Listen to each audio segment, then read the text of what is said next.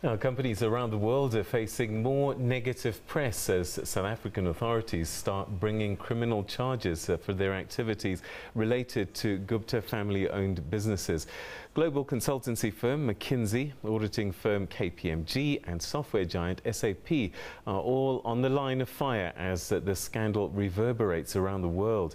Kate Fisher joins us now live from Washington for an in-depth look at this story. Thanks very much for joining us, Kate. What can you tell us about this investigation by the US Department of Justice? Yes, well, I've tried to get in touch with the US Department of Justice and the Federal Bureau of Investigation here in Washington, D.C. today, and they've told me that they are unable to confirm or deny whether these investigations are ongoing. That, they say, is their normal practice, though. When they're asked by journalists, they say they can't give us any confirmation or denial of whether this is happening. We do know, though, that back in October it was first reported by British newspaper The Financial Times that this investigation was being conducted by the FBI here in the United States on behalf of the Department of Justice. And at that time, the Financial Times reported that, according to people familiar with the matter, US investigators were looking at individuals, bank accounts and companies in the US for any ties to alleged graft involving the Gupta family, but it gave no further details. So very sketchy details about exactly what the FBI and the Department of Justice are looking into, but certainly it appears that they are investigating, as I say, companies, bank accounts and individuals.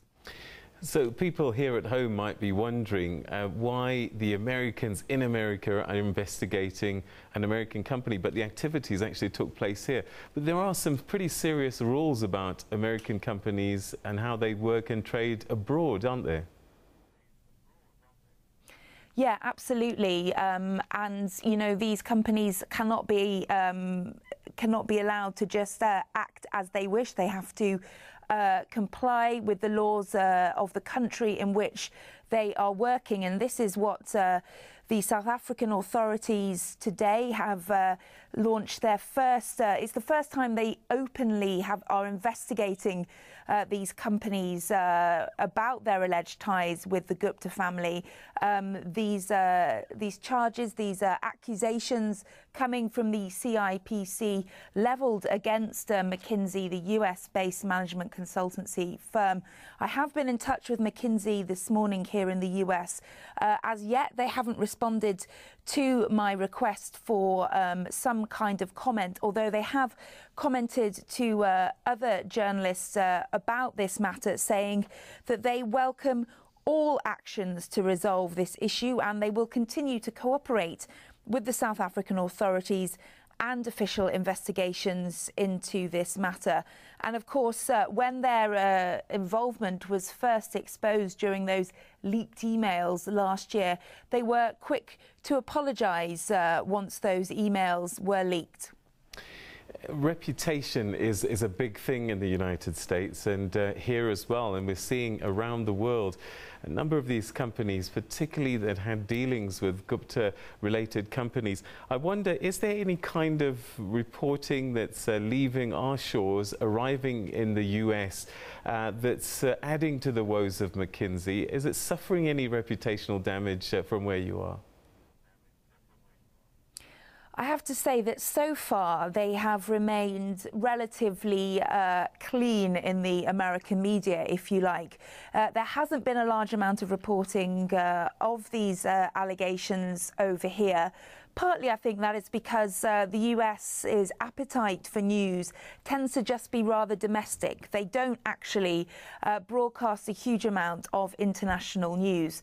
Certainly, there appears to have been a lot more coverage of these issues in the United Kingdom. There are also some British firms who are indicated in these allegations, and I do think that the UK media has done far more coverage of this. However, if and when the Department of Justice here in the US starts to give us some more details about these investigations and about who and what they are looking into, then I do think that the US media will start to pick up on this a lot more. At the moment, I think it's really a lack of detail and a scarcity of facts for them, that they haven't got that much to say with regards to what's happening to the US companies involved. All right, Kate, that's where we'll leave it for this evening. Thanks very much indeed for joining us.